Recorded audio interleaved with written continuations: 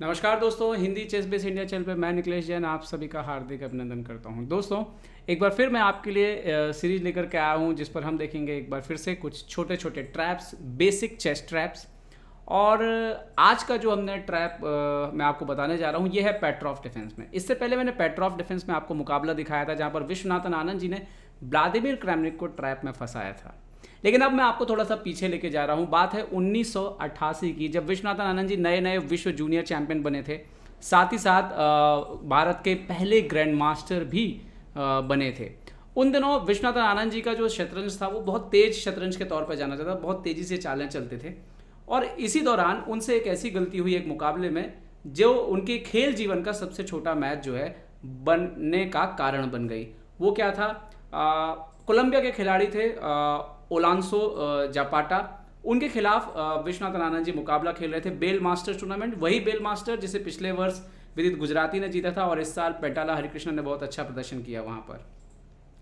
तो उसमें विश्वनाथन आनंद जी 18 वर्षीय ब्लैक पीसेस से खेल रहे थे जापाटा के खिलाफ, जो कि ऑलरेडी इस्टेब्लिश ग्रैंड मास्टर थे, कोलंबिया के 30 वर्ष के थे वो तब उस समय। और ये मुकाबला दोनों के बीच हुआ जो बहुत चर्चित हुआ विश्वनाथन आनंद जी की गलती की वजह से। और तो चलिए देखते हैं मुकाबले में क्या कुछ हुआ। यहाँ पर वाइट से जपाटा ने खेला E4, तो विश्वनाथन आनंद जी खेलते हैं E5, night F3, night F6। Okay, night into E5। तो पेट्रॉफ डिफेंस में बहुत ही नॉर्मल है कि वाइट जो है नाइट इंटू E5 यहाँ पर मारता है। ब्लैक खेलता है D6, नाइट F3 वापस, और नाउ नाइट इंटू E4। हम सभी जानते हैं कि जब भी इससे पहले जो मैंने आपको मुकाबला दिखाया था व्लादिमीर क्रेमनिक का, तो विश्वनाथन आनंद जी की वाइट से फेवरेट लाइन क्या है? आनंद यहाँ पे D4 खेलते हैं, लेकिन उनके अपोनेंट ने वहाँ पर खेला नाइट C3। आज के समय में अगर आप देखेंगे तो यहाँ पर जो ये सबसे ज़्यादा खेले जाने वाली लाइन है अभी भी। तो यहाँ पर विश्वनाथन आनंद जी ने एक ऐसी गलती की जिससे उनको तुरंत रिजाइन करना पड़ गया अगली चाल के बाद। आनंद जी ने यहाँ पे खेला बिशप F5। देखने में ये बहुत ही नेचुरल लगता है कि वाइट जो है मैक्सिमम यहाँ पर क्वीन E2, अगर वाइट यहाँ पर एक्सचेंज करता है, फॉर एग्जांपल टेक टेक और क्वीन E2, तो क्वीन E7 के बाद कोई प्रॉब्लम नहीं है और ये बिशप वापस चला जाएगा और ब्लैक को कंप्लीट इक्वलिटी मिल चुकी है जो कि ब्लैक को चाहिए। लेकिन अगर वाइट ऐसा नहीं मार के क्वीन E2 आता है तो भी देखने में ऐसा लगता है कि क्वीन E7 के बाद कुछ नहीं हो रहा। लेकिन यही विश्वनाथन आनंद जी से कैलकुलेशन में गलती हो गई। दरअसल यहाँ पर ब्लैक का पीस मर रहा है। कैसे? क्वीन E7 यहाँ पे फोर्स मूव है क्योंकि इसके अलावा तो कोई चाल है नहीं, लेकिन प्रॉब्लम है नाइट D5। और इसके बाद आप देख सकते हो कि क्वीन को आप इस लाइन पे यहाँ तो रख नहीं सकते, नाइट का अटैक है, यहाँ रखेंगे तो नाइट C7 आ रहा है। तो ऐसे में आप क्वीन को जो है इस फाइल पे नहीं रख सकते हैं, तो आपको खेलना होगा क्वीन D7। और यहाँ पर उसके बाद बहुत ही सिंपल है, सिंपल D3, और ये जो नाइट है यहाँ पर ट्रैप हो गया, पिन हो गया किंग के अगेंस्ट। तो आनंद जी ने क्वीन E2 के बाद ही मैच को रिजाइन कर दिया और ये विश्वनाथन आनंद जी के चेस कैरियर का सबसे छोटा मुकाबला है। ठीक है, अब ये देखते हैं कि ये जो गलती हुई ये इसको कैसे अवॉइड कर सकते हैं। यहाँ पे करना क्या चाहिए? नाइट C3, जब भी अगर आप ब्लैक से यहाँ पे नाइट इंटू E4 मारते हैं और अगर वाइट नाइट C3 खेलता है, तो जो यहाँ पे बेस्ट लाइन है जिसको आप कह सकते हो क्या करना क्या चाहिए, जो कि आज की डेट में भी सबसे ज़्यादा पॉपुलर है, वो है नाइट इंटू C3। आपको यहाँ पर मार देना चाहिए night into C3। Opponent D into C3 naturally मारता है। बिशप E3, बिशप E7 आप सबसे पहले निकालिए और कैसल की तैयारी कर लीजिए। वाइट बिशप E3 खेलेगा, ये गेम लंबा चलेगा अभी, लेकिन ब्लैक किसी भी तरह के ट्रैप से जो है बच जाता है और इक्वलिटी के काफ़ी करीब इस लाइन में पहुंच जाता है। ओके, तो ये था इस लाइन पर जो कि मैंने आपको बताना चाहा कि विश्वनाथन आनंद जी से कैसे गलती हुई। अब मैं जाते जाते आपको पेट्रॉफ डिफेंस पे एक और ट्रैप बताना चाहता हूँ जो कि कुछ दिन पहले मेरे साथ ऑलमोस्ट लग गया था। तो मैं जब ऑनलाइन खेल रहा था तो मैंने सोचा कि उसको भी थोड़ा सा स्टडी कर लेते हैं और आपको बता देते हैं कि क्या कुछ जो है इस तरह की लाइंस में हो सकता है। तो यहाँ पर क्या होता है कि यूजली ब्लैक D6 खेलता है। जब आपने देखा E4 E5, night F3, night F6, night into E5। अब यहाँ पर ब्लैक कभी कभी नाइट C6 भी खेलता है। ठीक है, तो इस ट्रैप को समझना बहुत ज़रूरी है। अब आप देखिए कि वाइट ने तो एक पॉन खा लिया है। अब अगर ब्लैक वाइट यहाँ पर एक एक्सचेंज कर देता है नाइट इंटू C6, तो इसमें कोई प्रॉब्लम नहीं होनी चाहिए, D इंटू C6।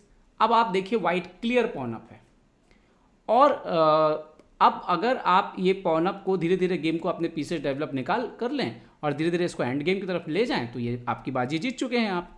तो यहाँ पर देखिए कंटिन्यू कैसे हो सकता है। तो देखिए अभी E4 का पॉन मर रहा है, तो नेचुरल डिफेंड क्या है, मैंने भी वही किया, नाइट C3। अब यहाँ पर आप ब्लैक खेलता है बिशप C5, ठीक है। तो दूसरा नेचुरल मूव जो आपके दिमाग में आता है वो आता है बिशप C4, कि भाई हम भी अपना बिशप निकाल लेते हैं और कासल कर लेते हैं। लेकिन बिशप C4 जो है ये यहाँ पर एक गलती है, एक ब्लंडर है। यहाँ पर ब्लैक खेलेगा यहाँ पर ब्लैक खेलेगा नाइट G4, ठीक है। और अब आप देखो कि आपके F2 पे अटैक है और नेचुरल लगता है कि अरे कैसल से तो सब बच गया, लेकिन उसके बाद आता है क्वीन H4। और फिर अगर आप ये पोजीशन ध्यान से देखोगे तो H2 पे मेट हो रही है, उसको बचाने जाएंगे H3 पे, तो नाइट इंटू F2, रुक into F2, queen into F2, और फिर आप ये देखिए कि ये पोजीशन जो है ये वाइट की लॉस्ट है। तो दरअसल इस ट्रैप पे ना फंस के आप क्या कर सकते हैं, कैसे आप बच सकते हैं। अगर अपोनेंट ने आपको पॉन दिया है, ये पॉन तो खा लीजिए, ये नाइट तो एक्सचेंज कर लीजिए, नाइट C3 भी नेचुरल मूव है, डेवलप कर लीजिए। जैसे ही सामने वाला बिशप C5 आता है, यहाँ पे अब आपको जल्दबाजी करने की ज़रूरत नहीं है, यहाँ पे आपको सिंपल एक चाल खेलनी है और वो चाल है H3। इसके बाद ब्लैक के सारे अटैक जो है वो बंद हो जाते हैं। तो बिशप C4 नेचुरल मूव लगता है और वहीं से गलती जो है वो शुरू होती है। तो अगर कोई आपको C6 पे नाइट एक्सचेंज करने के लिए देता है तो वो नाइट आप एक्सचेंज कर लीजिए और उसके बाद आप चुपचाप जो है नेक्स्ट मूव में नाइट C3 के बाद बिशप C5 पे H3 खेलिए और इसके बाद ब्लैक का कोई भी अटैक यहाँ पे काम नहीं करेगा। ब्लैक ज़्यादा से ज़्यादा जैसे क्वीन D4 आता है तो आप यहाँ पर क्वीन F3 खेल करके काम चल सकता है आपका, ठीक है। तो यहाँ पर आपको किसी भी तरह का कोई प्रॉब्लम जो है नहीं होगा। अगर वो कासल करता है तो चुपचाप आप D3 निकाल लीजिए, यहाँ पर किसी भी तरह से आपके ऊपर कोई अटैक जो है वो नहीं आएगा। तो बस ये याद रखिए कि यहाँ पर बिशप C5 के बाद बिशप C4 एक ब्लंडर है, क्योंकि नाइट G4 के बाद नाइट G4 के बाद आपकी पोजीशन जो है यहाँ पर ख़राब हो जाएगी। तो दोस्तों ये था हमारा आज का वीडियो पेट्रॉफ डिफेंस के ऊपर, दो बेसिक ट्रैप्स, एक जिसमें विश्वनाथन आनंद जी जैसे खिलाड़ी को जो कि फ्यूचर में आगे जाके विश्व चैंपियन बने और काफ़ी बड़ा नाम बने, लेकिन अपने युवा दिनों में उनको इस तरह की हार का भी सामना करना पड़ा था 6 चाल में। और दूसरा ये ट्रैप जो मैंने आपको दिखाया, तो ये दोनों पेट्रॉफ डिफेंस के कुछ बेसिक ट्रैप्स में से एक हैं। इनको अगर आप सीख लेते हैं, ध्यान रखते हैं, तो कम से कम इस तरह से आप अपना अंक जो है नहीं गंवाएंगे और एक अच्छा मुकाबला खेलने में कामयाब रहेंगे। देखते रहिए चेसबेस इंडिया के लिए मैं निखिलेश जैन, जय हिंद। तो उम्मीद है आपको हमारे वीडियो पसंद आए होंगे, अपने सुझाव हमें जरूर दें और याद रखें शतरंज की हर छोटी बड़ी खबर के लिए जुड़े रहें चेसबेस इंडिया चैनल से। जी हाँ, चाहे वो खिलाड़ियों के इंटरव्यू या फिर वो खेल का विश्लेषण, चेसबेस इंडिया हमेशा आपके लिए खबरें लाएगा सबसे तेज सबसे जल्दी। सब्सक्राइब करें हिंदी चेसबेस इंडिया चैनल को। अगर आप यूट्यूब पर देख रहे हैं तो सब्सक्राइब करें और साथ ही साथ बेल आइकॉन दबाना ना भूलें दोस्तों, क्योंकि इसी से मिलेंगे आपको सारे नोटिफिकेशन। फेसबुक पर देख रहे हैं तो जरूर लाइक और शेयर करना ना भूलें।